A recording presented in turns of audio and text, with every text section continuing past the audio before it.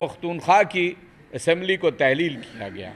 30 दिन गुजर चुके हैं, आज तक आइन से मावरा रास्ता इख्तियार किया गया है और 90 रोज़ की जो एक पाबंदी है आपका आइन लगाता, उसके मुताबिक ना इलेक्शन कमीशन ना गवर्नर पंजाब इंतखाब की तारीख़ देने के लिए तैयार नहीं है, इंतखाबी शेड्यूल देने के लिए तैयार नहीं है और तौहीन अदालत के मुर्तकिब हो रहे हैं।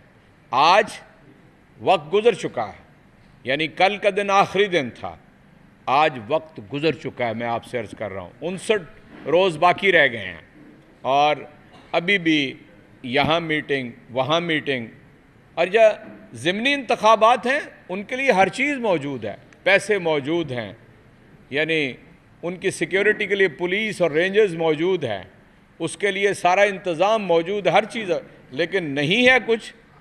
तो आइन के तहत तहलील शुदा असम्बलियों के इंतखाबात, उसके लिए कुछ नहीं है, न पैसे हैं, न पुलिस अवेलेबल है, न इंतज़ामिया अवेलेबल है। किसी ने पोलियो के कतरे पिलाने हैं, किसी ने टीके लगाने हैं, किसी ने मरदमशुमारी करनी है, यानी ढकोसले हैं कि जो इस वक्त तक इख्तियार किए जा चुके हैं। हालांकि आज से 5 रोज़ पहले सुप्रीम कोर्ट के अंदर आपने चीफ जस्टिस साहब के रिमार्क सुने होंगे कि ये इलेक्शन कमीशन इसी अदालत के अंदर गुज़श्ता साल ये कह चुका है कि हम नवंबर 2022 में इंतखाबात के लिए तैयार होंगे। तो अब बताइए कि क्यों इंतखाबात जो हैं वो नहीं हो रहे हैं। ये बात आपके पेश नज़र रहनी चाहिए कि हम आइन को किसी सूरत में भी पामाल नहीं होने देंगे, इसीलिए ये तहरीक हमने बर्पा की है। दूसरी चीज़ जिसके लिए हम इस जद्दोजहद को कर रहे हैं, वो मैं और आप उसका बराह रास्त शिकार हैं। आम आदमी, गरीब आदमी, मुतवसत तबका और जो निचला मुतवसत तबका है, ये सारे तबकात जिससे मेरा भी ताल्लुक़ है, मुझे पता चलता है कि 10 माह के अंदर अंदर आमदनी में तो कोई इजाफ़ा नहीं हुआ, लेकिन अखराजात के अंदर इजाफ़ा हो गया है। और अगर परचून के आप कीमतें रखें, ये मैं SPI और CPI को डिस्कस नहीं करना चाहता, मैं एक आम आदमी हूँ, जाके बाज़ार से सामान ख़रीदता हूँ तो मुझे अंदाज़ा होता है कि तकरीबन यानी कीमतें 1/3 से निसफ़ तक बढ़ गई हैं। मिसाल के तौर पे एक रिसर्च के मुताबिक जिसकी आमदन 30,000 रुपया थी, वह अब वो 20,000 के बराबर हो गई है। इतनी अशिया वो बाज़ार से ख़रीद सकता है। चुनांचे इससे अंदाज़ा लगा लें कि 1/3 उसके पास अब रकम नहीं है अपनी ज़रूरियात ज़िंदगी पूरा करने के लिए। एहसास प्रोग्राम के तहत, सेहत कार्ड के तहत, यानी कामयाब पाकिस्तान के तहत जितनी मराहत कह लीजिए या सहूलियात कह लीजिए, या जो 70,000 वो दुकानें पाकिस्तान के अंदर खुल रही थीं जहाँ पर सब्सिडी दी जा रही थी, वो सारा निज़ाम बंद करने की कोशिश की जा रही है, अमलन बंद होकर रह गया। और ये आज की कैफियत है। लेकिन आज भी मैं आपको ये बता दूं, मीडिया के ऊपर हर चीज़ वाज़ेह है कि अगर 170 या 180 अरब रुपए के मज़ीद टैक्सेस लगने जा रहे हैं, तो फिर बताएं कि इस कौम की आवाज़ कौन बनेगा। क्या मेरी तकरीरों से, मेरी प्रेस कॉन्फ्रेंस से जब कुछ होगा? इस हुकूमत के ऊपर दबाव बढ़ाने के लिए हम जेल भरो तहरीक जो है उसको आगे बढ़ाना चाहते हैं। और क्यों बढ़ाना चाहते हैं, मैं दोबारा इस बात को इस नुक्ते के ऊपर कहना चाहता हूँ, ताकि इस मुल्क के अंदर आम इंतखाबात हो जाएं। जिस हुकूमत को और जिस वज़ीर आज़म को कहते थे ये सिलेक्टेड है, जिसको कहते थे कि 2018 के इंतखाबात ठीक नहीं हुए, उसने आते ही कहा कि आप आ रहे हैं तो इंतखाब करा लीजिए, दूध का दूध पानी का पानी हो जाएगा। फिर इनके कोई दर्जन भर PDM के लीडर्स हैं जिन्होंने कहा कि जिस रोज़ आप पंजाब और खैबर पख्तूनख्वा की असम्बलियाँ तहलील कर देंगे, हम फ़ौरन आम इंतखाबात का ऐलान कर देंगे। अब तो कोई थूक कर चाटने के लिए भी तैयार नहीं है, उस बात का जवाब देने के लिए कोई बंदा अवेलेबल नहीं है। और मेरे दोस्तों, یعنی وہ باجوہ ڈاکٹرائن ہو، وہ بھی ہمیں صحافیوں نے بتایا کہ یہ فرمایا انہوں نے کہ میں نے عمران خان کا اقتدار ختم کیا۔ انہوں نے فرمایا کہ پاکستان کے لیے تباہ کن تھا۔ انہوں نے اقرار کیا کہ رجیم چینج کیے وہ کیٹلسٹ کے طور پہ موجود تھے۔ اور کل ایک آپ کے سینئر صحافی نے بتایا کہ پہلے باجوہ ڈاکٹرائن تھا، اب حافظ ڈاکٹرائن ہے۔ مجھے بتائیے کہ کیا یہ ملک ایک آئین نہیں رکھتا؟ کیا ایک متفقہ دستور اس کے اندر نہیں ہے؟ میں آپ سے عرض کرنا چاہتا ہوں، آپ میں سے بعض دوست شاید اس وقت ہوش کی عمر میں تھے، لیکن میں تھا۔ 23 برس تک اس ملک کے اندر کوئی متفقہ آئین نہیں بن سکا۔ 56 اور 62 کے دساتیر ہوئے، وہ ڈھکوسلا تھے، لیکن 73 کے آئین تک پہنچتے پہنچتے آپ اپنا آدھا ملک گنوا چکے تھے۔ پتہ ہے آپ کو اس بات کا؟ یعنی بالغ رائے دہی کے انتخاب آنے تک ہم آزاد تو ہو گئے، لیکن جو استعماری نظام تھا اس شکنجے سے نہیں نکلے۔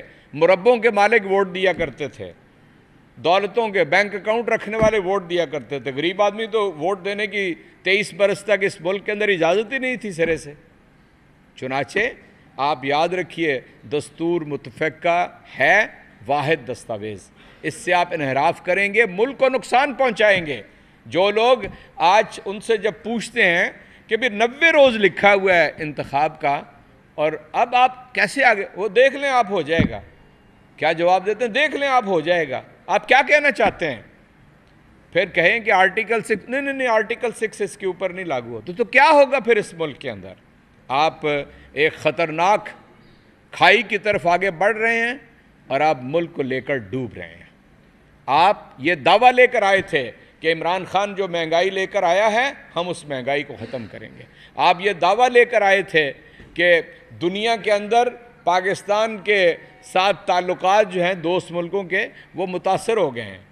آپ یہ دعویٰ لے کے آئے تھے کہ سیاسی استحکام کے لیے ساری کوئی پتہ 13 سے لے کے 18 جماعتیں مل گئی ہیں، سب کچھ اس کے برعکس آپ دیکھ رہے ہیں۔ ہم تنہا ہیں، دہشت گردی دوبارہ، وہ افریت دوبارہ سامنے آ گیا ہے، اور کوئی حل اس کا بتانے والا یہاں پر نہیں ہے۔ آپ کا وزیر خارجہ پوری دنیا کا چکر لگا چکا ہے، لیکن یہاں بازو میں افغانستان ہے، وہاں پر جانے کی جرت نہیں ہوئی، ان سے بات چیت کریں۔ یعنی دوحہ ٹاکس عمران خان کا ایک کارنامہ تاریخ کے اندر لکھا جائے گا، اور اس کے نتیجے میں امن قائم ہوا۔ پاکستان کی اتنی واہ واہ ہوئی کہ ہم نے تقریباً 55,000 ڈپلومیٹس، این جی اوز کے ایگزیکٹوز اور اس درجے کے لوگوں کو افغانستان سے اسلام آباد کے ذریعے دنیا میں ہم نے سیف ایگزٹ دیا، ہم نے موقع فراہم کیا، اور ہم نے ہی ایبسولوٹلی ناٹ کہا۔ کیوں؟ اس لیے کہ ہمیں اندازہ تھا کہ اگر خارجہ پالیسی واپس اسی نہج پہ جاتی ہے تو دہشت گردی بھی واپس اسی نہج پہ آ جائے گی۔ چنانچہ میں نے آپ کے سامنے 4 نکات رکھے ہیں۔ نمبر 1، عدالتوں کو آزادی ہونی چاہیے کام کرنے کی، کہ جو پامال کرنے کی کوشش کی جا رہی ہے، ٹیلی فونوں کے اوپر احکامات دینے والوں کی اولاد آج ہدف بنا رہی ہے، جو لوگ بریف کیس بھر کے دے کے آئے تھے ان کی اولاد آج ہدف بنا رہی ہے عدلیہ کو۔ اور دوسری بات میں نے آئین کی آپ کے سامنے رکھی ہے۔ تیسری بات، کسی طرح کی بھی ماورا جو قوتیں ہیں ان کی مداخلت کی بات آپ کے سامنے رکھی ہے، اور میں نے آپ سے یہ عرض کیا ہے کہ مہنگائی کا فریت عام آدمی کو کھا کے رہ گیا۔ یہ 4 نکات ہیں جس کے اوپر ہم آزادی کی اس جدوجہد کو آگے بڑھائیں گے۔ یہ پرامن راستہ ہے، اور ہر جگہ سے انشاءاللہ لوگ جیل بھریں گے۔ پنجاب کے اندر تو کل آپ کو معلوم ہے کہ 64,000 لوگوں کی جیلوں میں 34 جیلوں میں جگہ ہے، 84,000 پہلے ہی ہیں وہاں پہ۔ ہم ہر طرح لاکھوں کارکنان، مجھے آج 5واں روز ہے اس کے اوپر کام کرتے ہوئے، لاکھوں کارکنان تیار ہیں جیل میں جانے کے لیے۔ چنانچہ ہم یہ کہنا چاہتے ہیں کہ ہوش کے ناخن لیں یہاں کے مقتدر حلقے، ہوش کے ناخن لیں یہاں کی امپورٹڈ حکومت، اور عدلیہ کو روبہ عمل آنے دیں، اور آئین سے ماورا کوئی کام نہ کریں، اس لیے کہ اگر آئین کے ماورا کوئی کام کریں گے تو ہم سیاسی جدوجہد کریں گے، مزاحمت کریں گے۔ شکریہ۔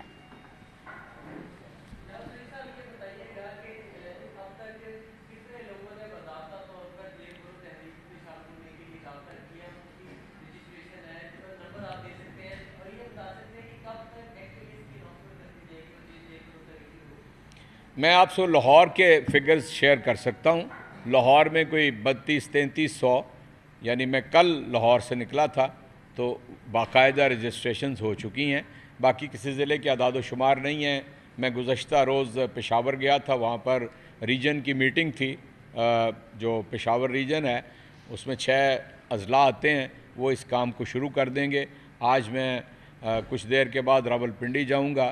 تو اس طرح یہ بتدریج ہم اس کو آگے بڑھا رہے ہیں، اور یہ انشاءاللہ یہ پورے ملک جو فیڈ بیک آ رہا ہے وہ یہی ہے کہ لاکھوں لوگ اس کے لیے تیار ہیں۔ جو دوسرا سوال آپ نے کیا ہے، مجھے اس کی اجازت دے دیجئے میں جواب دے دوں۔ یہ جس روز ہم سمجھیں گے کہ اب پورا نظام معطل کر کے اور انتخابات سے انحراف کیا جا رہا ہے، وہ پہلا دن ہوگا۔ سب سے پہلے لاہور کے اندر گرفتاریاں پیش کی جائیں گی۔ جی